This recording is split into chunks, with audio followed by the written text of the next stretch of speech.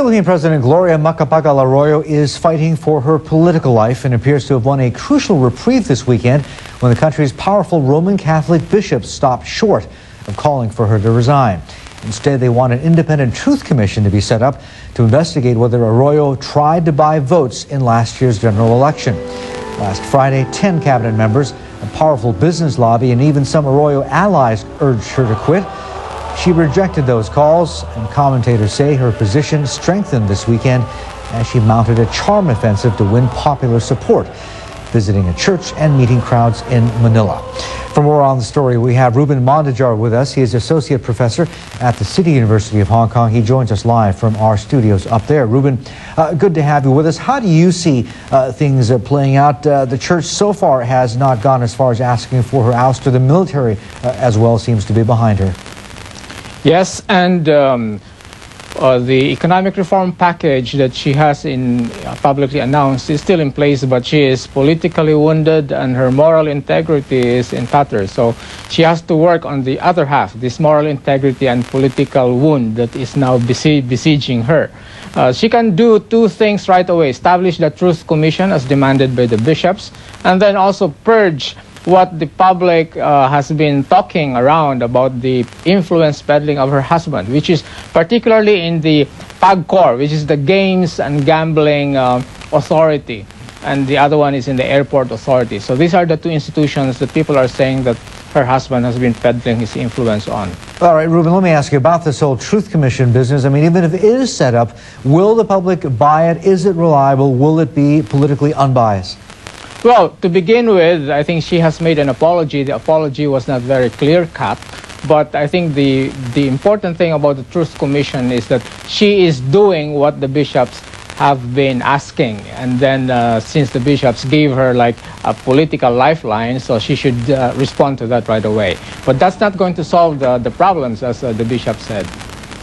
Good morning from Mark. Not all the members of the Catholic Church are behind the bishops, it seems, with the Nation, the Daily Inquirer reporting this morning that the head of the De La Salle brothers says he is deeply disappointed, and even a number of others, including the Association of Major Religious Superiors in the Philippines, saying that they would have preferred a call for her resignation. Can you shine a little bit of light as to why the bishops perhaps didn't take all their constituencies into account, and what the likely repercussions of this are, as some people feel left out?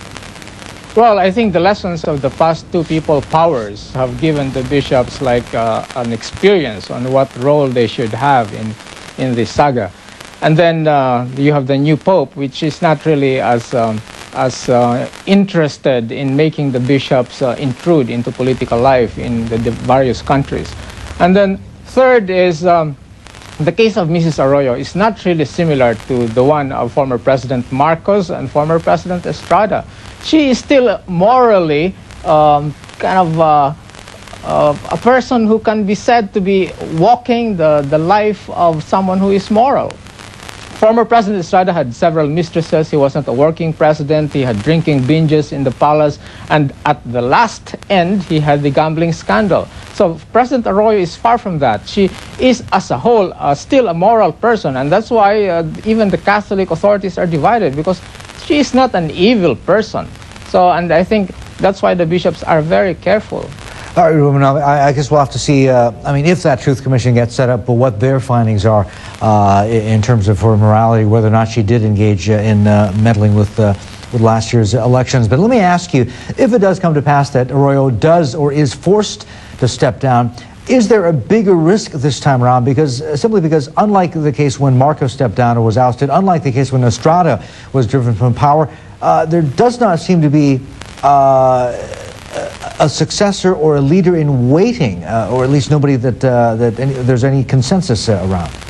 That's precisely the reason why the stock market and the currency are holding up pretty well despite all of this crisis, because they don't see an alternative. The opposition is just crying foul because they want her down, but they're not presenting really an alternative economic package. And so there's no one that we can see as a public face of the opposition. And that's why this is the problem the bishops have. Removing her is not going to solve the issues at hand. All right, Ruben, we'll have to leave it there. Good to talk to you, sir. Thank you for your thoughts.